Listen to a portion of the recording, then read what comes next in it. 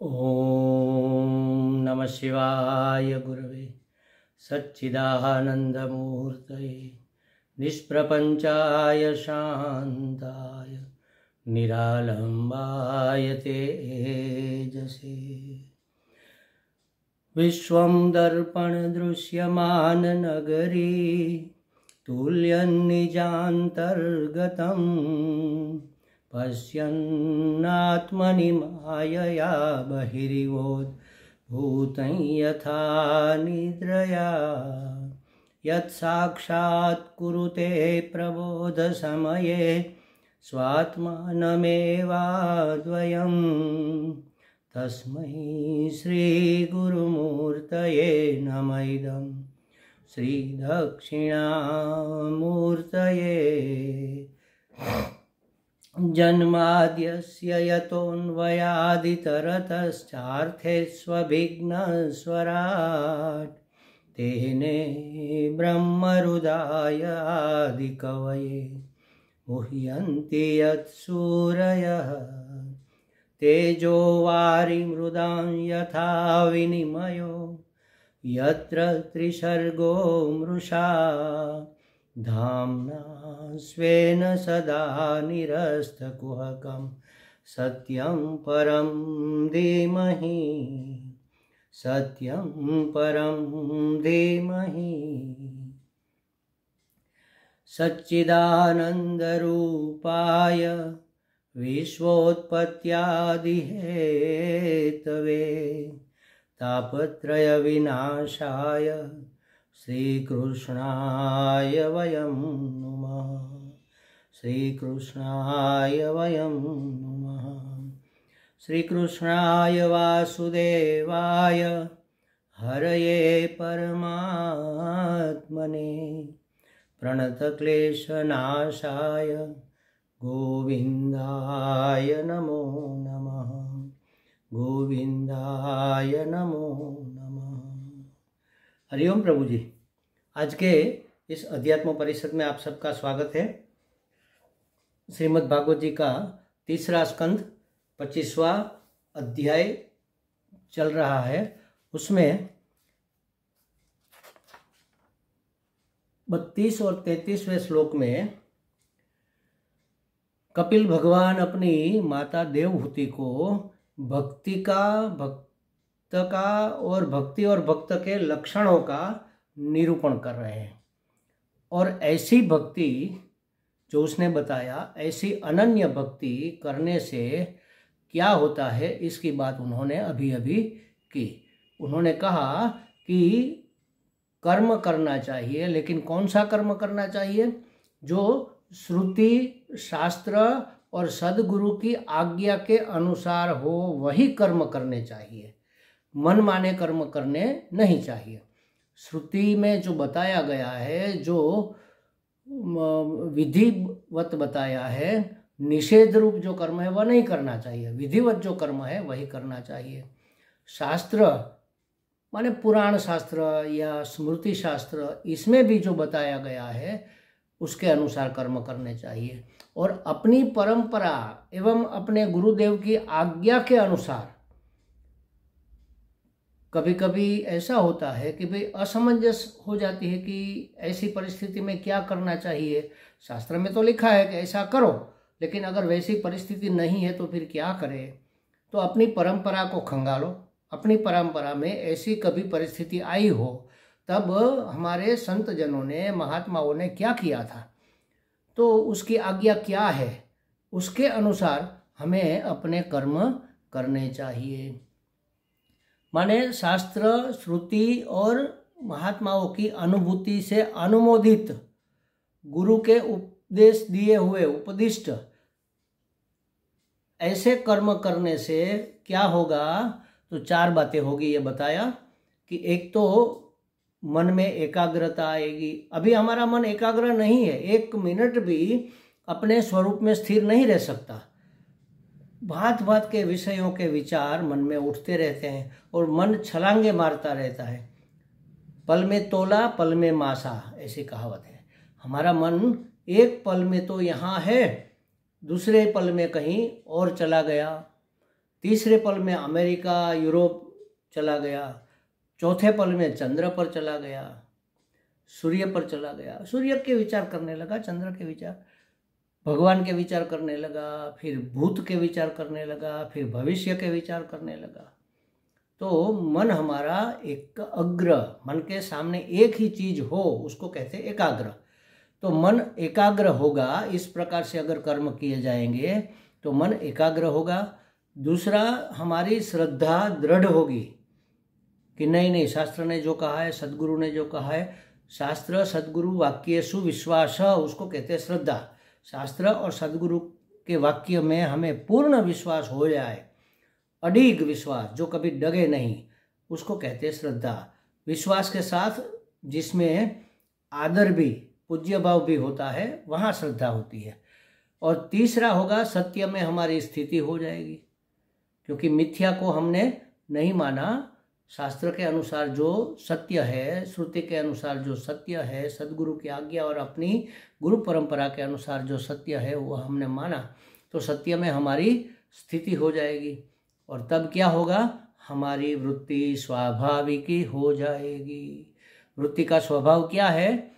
ब्रह्माकार रहना ही वृत्ति का मूल स्वभाव है। अहम ब्रह्मास्मि, वास्तव में मैं ब्रह्म हूँ, तो मेरी वृत्ति जीव आकार नहीं होनी चाहिए, मेरी वृत्ति पुरुषाकार मनुष्याकार नहीं होनी चाहिए, मेरी वृत्ति पुरुषाकार मतलब ऐसी परिच्छिन्न नहीं हो जानी चाहिए, मेरी वृत्ति पिता पुत्र आकार की नहीं हो जानी चाहिए, मेरी वृत्ति अफसर नौकर के आकार की नहीं हो जानी चाहिए। हम जो जो रोल अदा करते हैं, जो जो भूमिका अदा करते हैं, उस आकार की हमारी वृत्ति। कोई अगर हमें बुलाए, अरे सुनो जी, कोई नाम नहीं दिया, नाम देते तो हम कहते कि चलो ये तो हमारा नाम पुकारा गया, इस शरीर को नाम दिया है तो इस शरीर को जवाब देना पड़ेगा। लेकिन कहा, अरे सुनो प्रभु जी, अरे सुनो भगवान जी, अरे सुनो महात्मा जी, या तो सिर्फ कहा अरे सुनो जी, महात्मा जी कहा तो हम अपने आप को महात्मा मान लिया और हमने जवाब दिया, तो वृत्ति महात्माकार बनी। लेकिन अगर कहे कि सुनो जी, तो जो वृत्ति उठती है वह हमारी भूमिका की, मुझे कहा माने मैं मनुष्य हूँ, मनुष्य को कहा, पुरुष को कहा, ये अन्याकार वृत्ति हुई।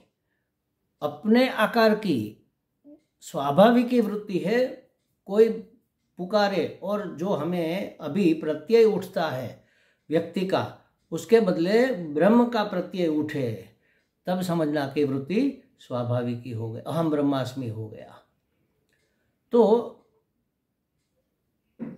ऐसी कोई अपेक्षा ही नहीं रहती ऐसी भक्ति में कि भाई ये मिल जाए वो मिल जाए, भक्ति करेंगे तो हमें क्या मिलेगा, ऐसी अपेक्षा नहीं है। तब हमारी वृत्ति स्वाभाविक ही होती है।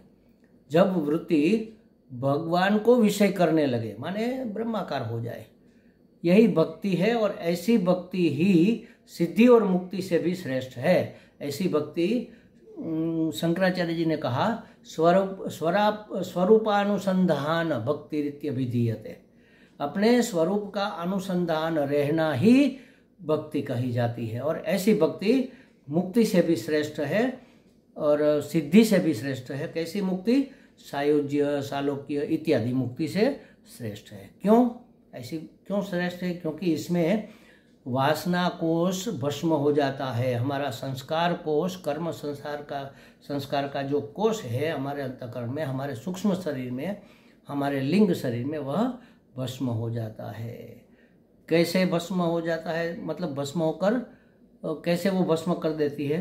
तो कहा कि जैसे, ऐसे भस्म कर देती है जैसे पुरुष प्रयत्नम विनैव, मनुष्य के प्रयत्न के बिना ही जठरोग्नि ही भुक्तान्नादिकम, जठराग्नि खाए हुए अन्न को जरयति, पचा देती है। जैसे खाए हुए अन्न को जठराग्नि बिना प्रयत्न, उसको पचाने में हमारा क्या प्रयत्न है?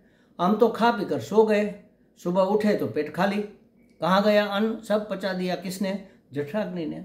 तो हमारे किसी के कोई भी प्रयत्न के बिना, मनुष्य के प्रयत्न के बिना ही जठराग्नि खाए हुए अन्न को जरयति, पचा देती है। येन प्रकारेण जयति प्रकारम च जीर्ण कर, मतलब इसी प्रकार वह हमारे कर्म संस्कारों को पचा देती है, जीर्ण कर देती है, मतलब भस्म कर देती है। मनुष्य को पता भी नहीं चलता कि कब हम इस संस्कारों से मुक्त हो गए।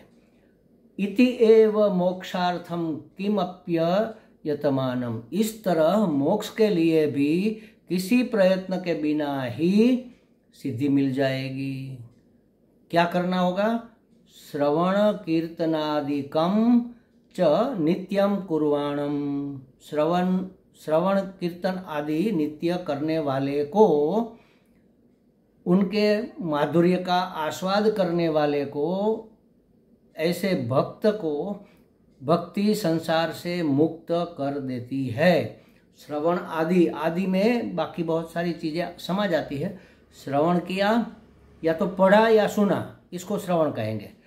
फिर जो हमने सुना है, जो हमने समझा है, उसके ऊपर चिंतन किया, इसके ऊपर मनन किया, जो हमने सुना है उसके ऊपर मनन किया कि हाँ ऐसा कहा है तो ऐसा कैसे होगा, इस तरह से हो सकता है, भगवान ऐसे कृपालु है तो मुझे क्यों कृपा का अनुभव नहीं हो रहा, शायद मैं अभिमुख नहीं हूँ, ऐसा चिंतन चलेगा, ऐसा मनन चलेगा।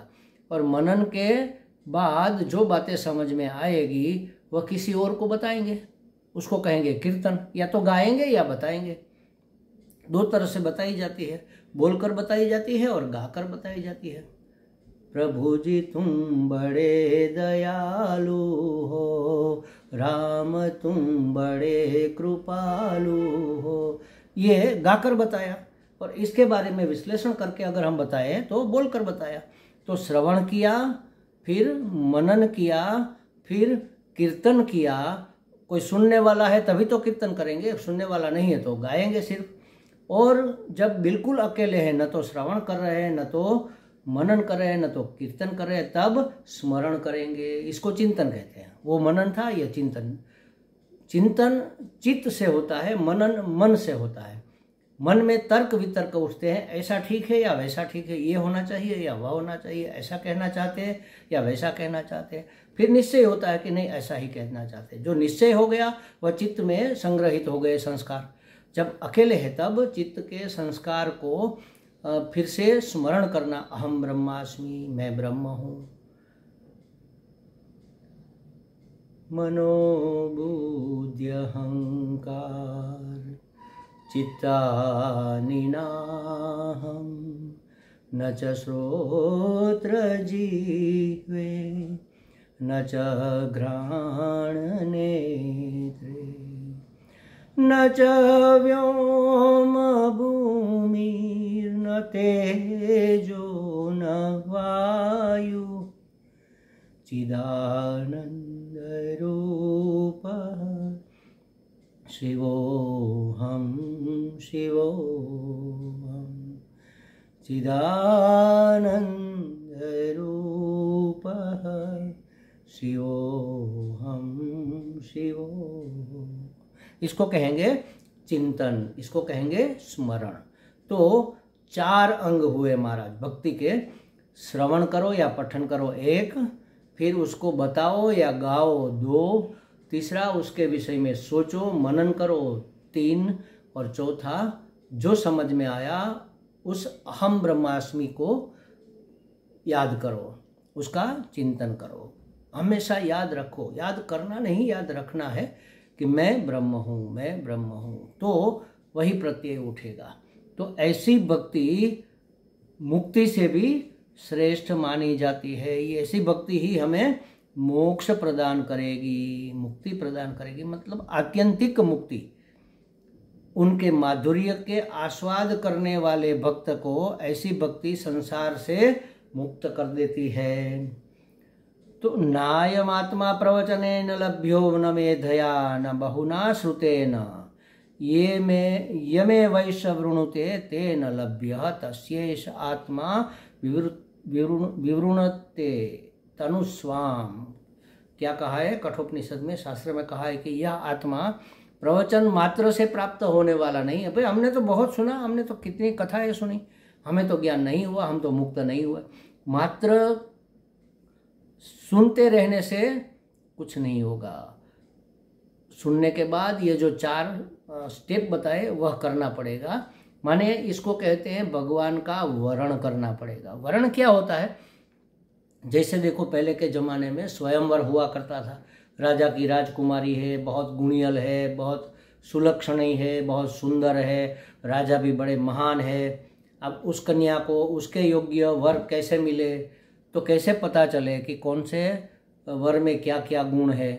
तो स्वयंवर किया जाता था। स्वयंवर माने वो कन्या स्वयं ही अपने वर को चुनती थी, अपने स्वभाव के अनुकूल, अपनी पसंद के अनुकूल वर को चुनती थी। तो सभी आसपास के राजा रजवाड़ों में मैसेज दिया जाता था कि हमारी कुंवरी का स्वयंवर है, आपके राजकुमार को भेजिए। अगर उसको कन्या की आवश्यकता है, वो शादी करना चाहता है, लग्न बंधन से बंधना चाहता है, तो उसको भेजिए। अब सब आते हैं अपना बायोडेटा लेकर, बायोडेटा वहाँ दे दिया जाता है।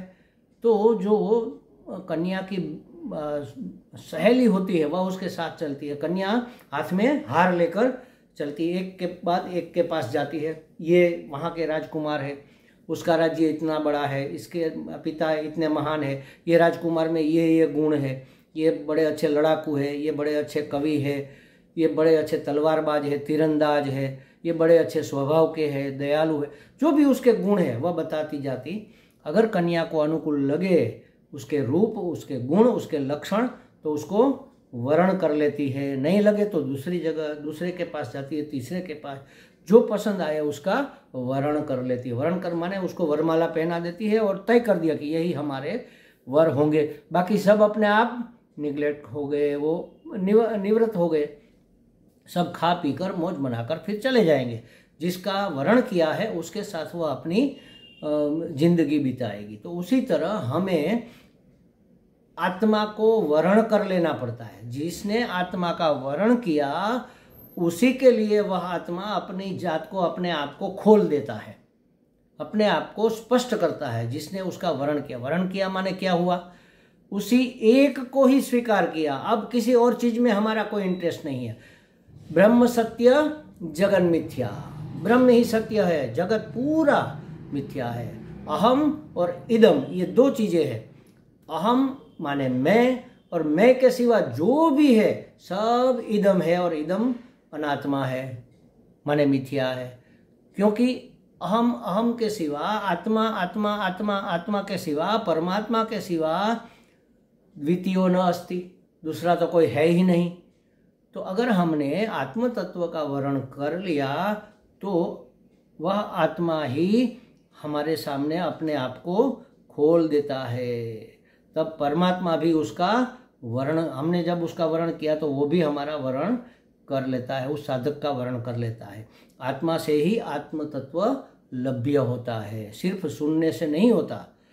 आत्मा ने वर्ण किया तभी आत्मा तत्व ने भी हमें स्वीकार किया। वर्ण करने वाले सामने आत्मा अपना स्वरूप प्रकाशित कर देता है। वर्ण करने वाले साधक के सामने आत्मा अपने आप को खोल देता है, प्रकाशित कर देता है।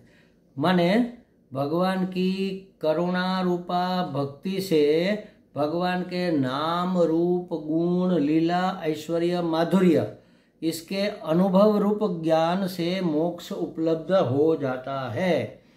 अनुभव रूप ज्ञान कहा, देखो ज्ञान 2 प्रकार के हो गए। आगे कहा कि नहीं प्रवचने न लभ्य, नहीं श्रवणे न लभ्य। श्रुत ज्ञान माने जो सुना हुआ है, और दूसरा है अनुभूत ज्ञान, जिसके लिए हमारे शास्त्र में 2 शब्द इस्तेमाल किए जाते हैं, ज्ञान और विज्ञान। ज्ञान माने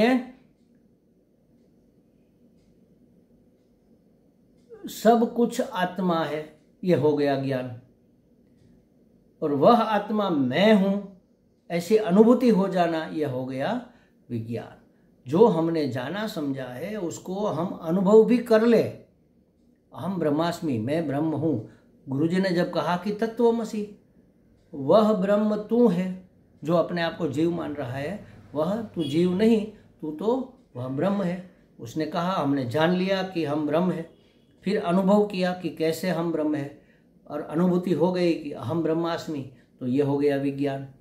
तो जो एक है अपराविद्या, एक है पराविद्या। तो अपराविद्या तो सिर्फ हमारी अधिकारित्व को बढ़ाती है, पराविद्या हमें स्वयं को या परमात्मा तत्व को प्राप्त करा देती है, तब हमारी मुक्ति या मोक्ष उपलब्ध हो जाता है। ऐसे भक्त को मोक्ष उपलब्ध हो जाता है। और जैसे खाए हुए अन्न को जठराग्नि खाते ही पचाना शुरू कर देती है। देखो, हमने जब भोजन किया तो भोजन करते ही पहला कोर खाया, वह पेट में गया तो अपना काम पाचन करने का जठराग्नि शुरू कर देती है। लेकिन पूरा भोजन पचाने में, संपूर्ण पाचन करने में कुछ समय लगता है। हमने 2 रोटी सब्जी खा ली तो पहले कोर से पचना तो शुरू हो गया, लेकिन जब अंतिम कोर आया तब तक आगे का सब पच नहीं जाएगा। उसको पचाने में समय लगता है। 3-4 घंटे तो हमारी होजरी में ही अन्न मंथन होता है, मथानी वहाँ चलती है, मतलब उसको पाचन की क्रिया चलती है। फिर धीरे धीरे अन्न आगे बढ़ता है, फिर उसमें से सार तत्व को सोख लिया जाता है और कूड़ा करकट है वह मल मूत्र के द्वारा बाहर फेंक दिया जाता है, तो धीरे धीरे पचता है। उसी तरह भजन की क्षण से ही शोक मोह संसार इत्यादि का नाश होना शुरू हो जाता है। जितना भजन शुरू हुआ, जितना किया, उतना शोक मोह कम होता जाएगा। ज्ञान प्राप्त करने से कई महात्मा लोग हमें कहते हैं, कई माताएं कहती है कि स्वामी जी पहले से तो बहुत फर्क पड़ गया। पहले तो हमें कुछ होता था, हमारा अपमान होता था या कोई नुकसान होता तो 2-3 दिन तक ऐसी चिंता लगी रहती थी, हम परेशान रहते थे, हम निराश रहते थे, हम हताश हो जाते थे। लेकिन अब क्या है कि इफेक्ट तो होता है, लेकिन तुरंत 1-8 घंटे में वो हताशा, वह निराशा निवृत्त हो जाती है, उसका असर मिट जाता है। तो ये ज्ञान की, भक्ति की, परमात्मा का वर्ण करने की ये इफेक्ट है, ये असर है उसका। तो भक्ति जब शुरू की जाती है तभी वह प्रवृत्त हो जाती है और तभी से शोक मोह निवृत्त इत्यादि, शोक मोह मतलब सब काम क्रोध लोभ मोह मद मात्सर्य दम राग द्वेष सब धीरे धीरे निवृत्त होना शुरू कर देता है। लेकिन संपूर्ण निवृत्त होने में थोड़ा समय लगता है, जैसे भोजन पचाने में थोड़ा समय लगता है उसी तरह। तो तदेवं, इस तरह से गुरु उपदिष्ट मंत्रवती भक्ति शास्त्रोक्त विधानुसारिणी अन्याभिलषित शून्या ज्ञान कर्मादि रहिता भगवती श्रोत्रादि इंद्रियाणाम वृत्तिर्भक्ति ही। सद भक्ति की व्याख्या बहुत सुंदर दी गई है। देखो यहाँ क्या कहा, सदगुरु उपदिष्ट मंत्र वाली। गुरु ने हमें जो उपदेश दिया वह मंत्रवत होता है, उसका असर मंत्र जैसा होता है। जैसे किसी के ऊपर मंत्र का असर करेंगे वो मंत्र मुग्ध हो जाएगा, हम कहते हैं वो मंत्र मुग्ध हो गया, माने अवाक हो गया, उसमें रम गया। तो गुरु का उपदेश हमारे लिए मंत्र है, एक बात। दूसरी बात, गुरु जब हमें स्वीकार करते हैं तो वह मंत्र दीक्षा देते हैं, उस मंत्र के बल से भी हमारे अंदर ये सब शुरू हो जाता है। तो कहा कि गुरु के उपदिष्ट मंत्र वाली एक शर्त, पहली भक्ति कैसी होनी चाहिए, गुरु द्वारा उपदिष्ट होनी चाहिए, गुरु द्वारा दिए हुए मंत्र से युक्त होनी चाहिए। दूसरा, शास्त्रोक्त पद्धति का अनुसरण करने वाली होनी चाहिए। ऐसे नहीं कि जैसे तैसे कर लिया, मंत्र दिया तो हमने कर लिया, चलो उठे हैं लेटरिन जाना है तो लेटरिन में बैठे बैठे मंत्र जाप कर लिया, मतलब एक बात खत्म हुई, चलो 108 बार बोल दिया नाम, अब अपना काम करो, अब संसार भोगो। तो ऐसा नहीं है महाराज। शुद्ध होकर, पवित्र होकर, एक ही आसन पर, हमेशा एक ही आसन लगाकर बैठकर, हाथ में माला लेकर, रुद्राक्ष की हो, तुलसी की हो, स्फटिक की हो, जो आपने गुरु ने आपको प्रदान की हो या बताई हो, उस माला लेकर मन को एकाग्र करके सामने अपने इष्ट देव को रखकर, घी का दिया इत्यादि जलाकर, धूप दीप नैवेद्य इत्यादि करके फिर माला जप करना चाहिए। तो विधि विधान के अनुसार, शास्त्रोक्त पद्धति का अनुसरण करते हुए, यह दूसरी शर्त।